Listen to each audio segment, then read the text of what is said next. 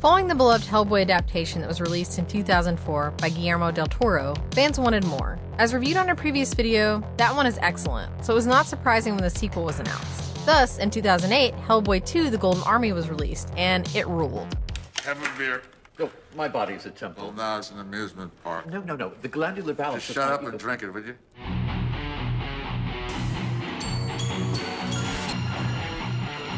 Nice hearing from you, Carlos. Let's start with the rating here, and it's complicated for me. It's actually hard to rate because my reviewer brain, the part of me that is highly cinematically educated, wants to give it an 8 out of 10, which isn't bad, but my heart wants to say it can't be rated on a normal scale. It's not the problem. What is it? Not now. The film is a favorite, like all-time favorite, like put it on at any time and I'll be happy. It's one of those, give me now and shut up. I own all of Del Toro's movies on DVD or Blu except for his Netflix Pinocchio because they don't release their films on disc.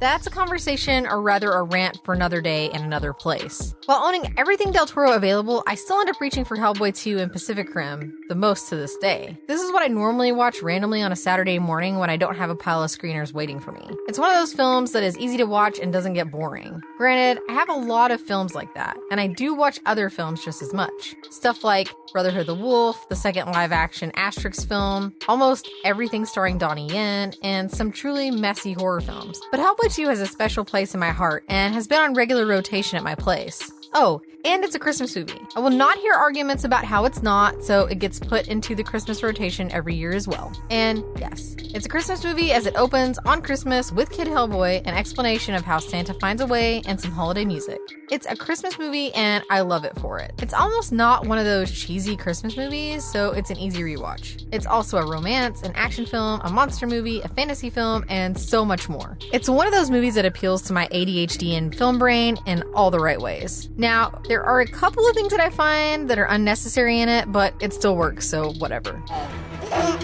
You gotta trust me, little buddy, okay? Following this declaration of love, let's look into things deeper because to some it makes sense and to others, not at all. First, the story. As the characters are now well established, the film can skip most of that when it comes to our BPRD regulars. We have Abe Sapien, Hellboy, Liz Sherman, Professor Broom in flashbacks, and Tom Manning at the end of his rope here. These characters have the same cast in the first film because why change what isn't broken? So, Doug Jones, Ron Perlman, Selma Blair, John Hurt, and Jeffrey Tambor are all back. One difference with the first film that must be noted, Abe Sapien was voiced by uncredited actor David Hyde Pierce in the first film, and Doug Jones gets to voice him in the second, and no offense to DHP, but it makes more sense. Considering that David Hyde Pierce didn't want to be credited as he considered the performance to be more Doug Jones than his, it would also make sense to think that he most likely was okay with the change to having Jones voice the character himself. Added to the BPRD team here is one new face, well, not quite a face. Johann Kraus joins our heroes here and is a bunch of fog contained in a suit. So that means it's an odd one to cast. But the physical side of the performance went to John Alexander, a man who has made a career as being the unseen man, the creature performer often unrecognizable. He was Mighty Joe Young in the film of the same name, he was the Cowardly Lion and a Wheeler in Return to Oz, a baby gorilla in Baby's Day Out, Mikey in Men in Black, well, you get the idea. It must be noted that dancer James Dodd also is credited for the part of Johann Kraus, so some of the physical performance was his. So John Alexander was perfect for the physical part of this and possibly could have voiced the character as well, but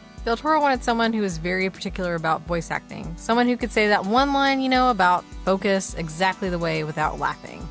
You will learn to obey me, follow protocol, and stay focused at all times. That word, focused? Yeah, with your accent, I wouldn't use it that much. So Seth MacFarlane got the part. As someone who got bored of Family Guy and his other work, the fact that he's the right choice to me here is almost a miracle. Dr. Manning, suck my ectoplasmic Schwanzstocher.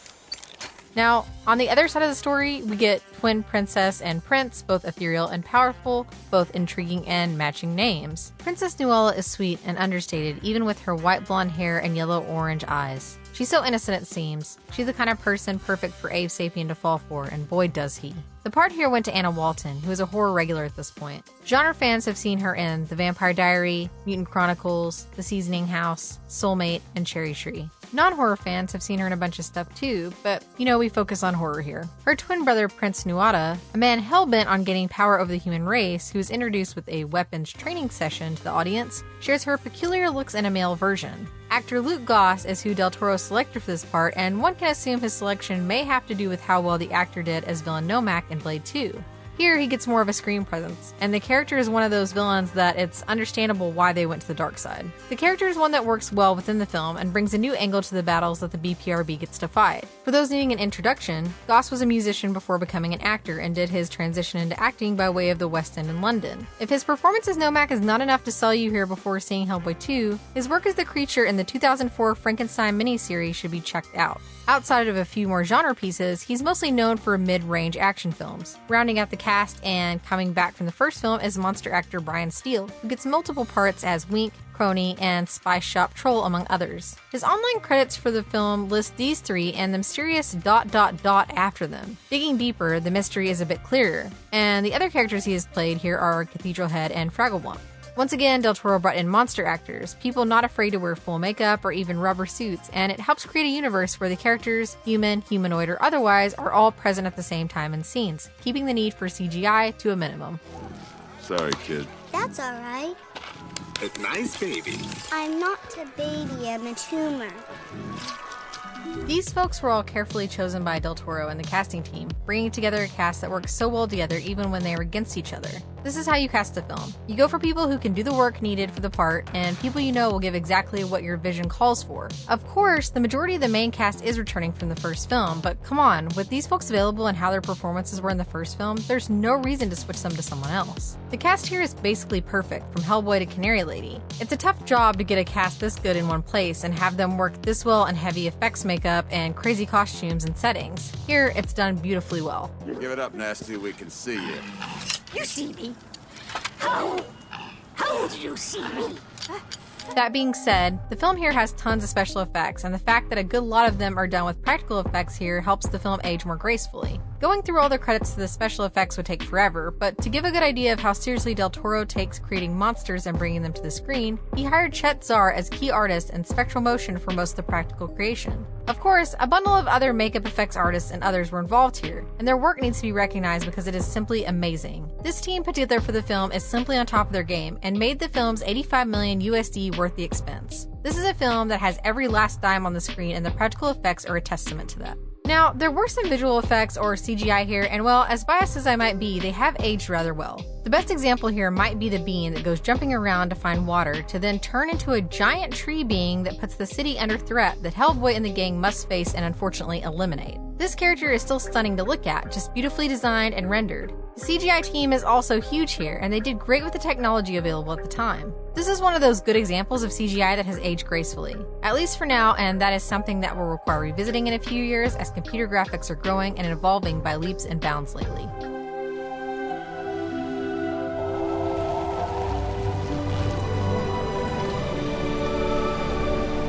All of this to get us to the work of Guillermo del Toro himself. The man is one of those directors who always has a vision, one who wants to make the best movie he can, one who has that childlike glee when it comes to monsters and practical effects, making him the perfect director for this. He clearly loved working on the first one, and from interviews since, it seems he was really bummed about not being able to do a third Hellboy film. As a fan of his work, and someone who wanted to love the reboot and didn't, maybe it's time for a requel, a sequel reboot, where the film goes back to Del Toro and allows him to use most of his original team for the cast and crew to try to make and create magic again. Of course, once again, Mike Mignola's work would be given life on screen in a way that it should be. Mignola has said in interviews that his involvement with the Del Toro films, existed, for the reboot, it was talked about, but he was minimally involved. Get Del Toro and Mignola together again for one last hurrah, something fans have been wanting since the release of Hellboy 2. Let them create a story as strong as the one here or the one in the first film. Let them collaborate properly again. I wouldn't do that if I were you.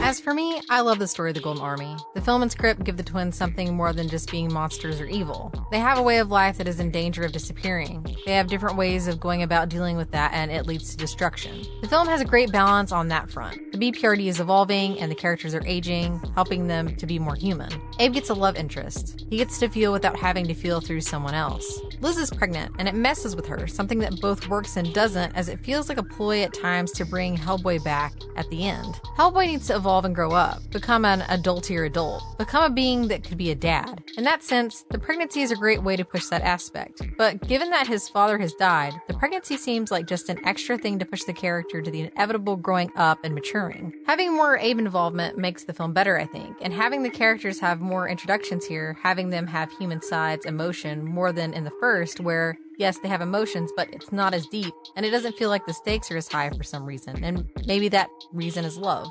What track? 8. Can't smile without you. I know. Yep, I'm gonna need a beer too. Yeah, cheesy, I know, but everyone needs a bit of romance sometimes. May it be one that will for sure end well, or one that is doomed. The film gives us both here. A dichotomy between Hellboy and Abe's lives, beyond being a creature of fire and a creature of water respectively. The story here has a few issues, but it's good and easy to rewatch over and over. What the hell are you doing? You would do the exact same for Liz. Agent Sapien, no!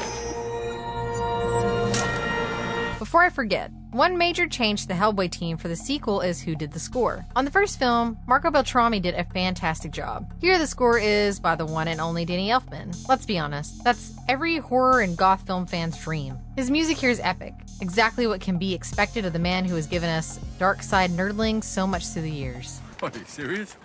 Looks that way, doesn't it?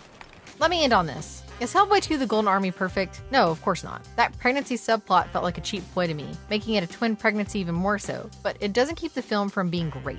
Overall, the story is fun. It expands the universe with the world the twins come from, it adds new characters, has a great resolution to the main plot, the performances are solid, the special effects, especially the practical ones, are on point, the music is epic, the writing and directing by Del Toro show exactly why some of us love him as much as we do.